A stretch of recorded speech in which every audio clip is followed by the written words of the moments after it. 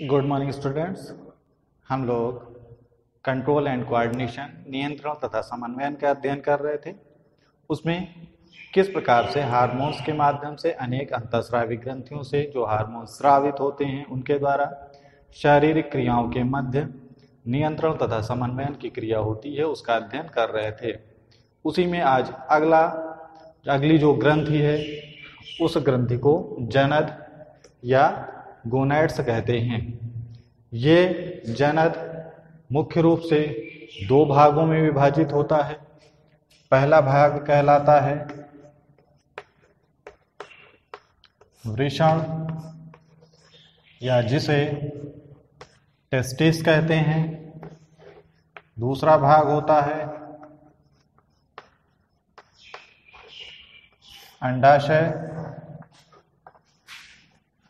जिसे ओवरीज कहा जाता है। जो वृषण या टेस्टिस वाला भाग होता है ये एक विशेष प्रकार के नर लिंग हार्मोन एंड्रोजन का श्रावण करता है और इसमें मुख्य रूप से टेस्टोस्टेरॉन,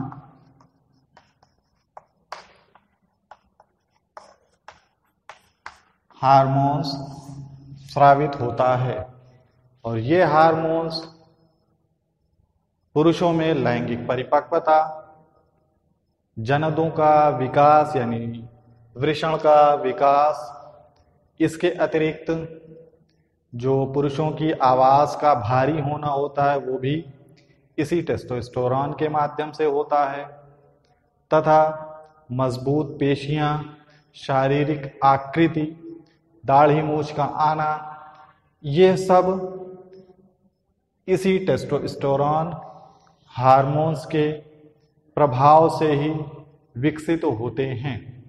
दूसरा जो जनद का भाग होता है वो कहलाता है अंडाशय या ओवरीज और ये मुख्य रूप से स्त्री या मादा जनन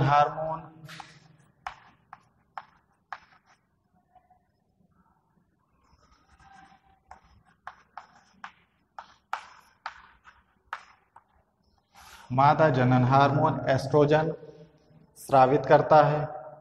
यह एस्ट्रोजन स्त्रियों में जब यौवनारंभ प्रारंभ होता है तो उनके मादा जननांगों तथा स्तनों के विकास में प्रेरित करता है।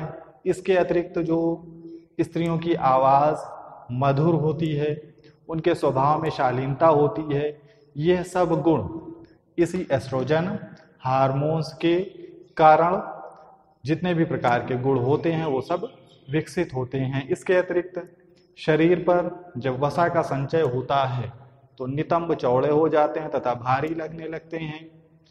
इनमें जो मेंस्ट्रुअल साइकिल प्रारंभ होती है वो इसी हार्मोन्स के कारण प्रारंभ होती है। इसके अतिरिक्त इस हार्मोन्स के कारण जो गर्भाशय होता है वो निषेचित अंडों को ग्रहण करने के योग्य हो जाता है। अगर स्त्रियों में इसकी कमी हो जाए तो इसकी कमी होने से जनन क्षमता में कमी आ जाती है। तो इस प्रकार से हम लोगों ने किस प्रकार से मनुष्यों में रासायनिक समन्वयन या हार्मोन्स के माध्यम से शरीर की विभिन्न क्रियाओं के मध्य नियंत्रण तथा समन्वयन होता है उसका अध्ययन किया। हार्मोन्स जो होते हैं वो शरीर में जितने भी प्रकार की जैविक क्रियाएं होती हैं उन सभी जैविक क्रियाओं को नियंत्रित या समन्वित करने का कार्य करते हैं। अगर इनकी सूक्ष्म मात्रा उस अंग को प्राप्त हो जाए जिन क्रियाओं के लिए नियंत्रित करने का कार्य करती हैं तो वो उतनी सूक्ष्म मात्रा ही नियंत्रित करने के लिए पर्याप्त होती है। अगर इनकी मात्रा कम स्रावित हो रही है शरीर में या अधिक स्रावित हो रही है तो इससे अनेक प्रकार के रोग उत्पन्न हो सकते हैं। तो आप लोगों का दूसरा चैप्टर समाप्त हो रहा है, बाकी नेक्स्ट डे पढ़ाया जाएगा। Good bye.